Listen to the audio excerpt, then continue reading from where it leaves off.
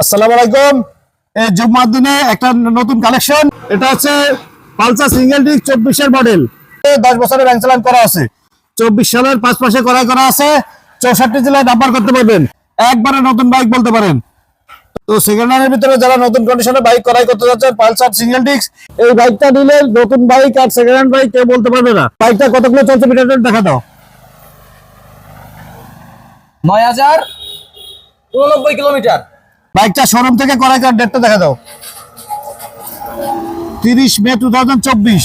যেদিন শোরুম থেকে নিয়ে আসে ওই দিনে ব্যাংক জমাটা দেওয়া হয়েছিল। তো 10 বছরের ব্যাংকে টাকা জমা দেওয়া আছে।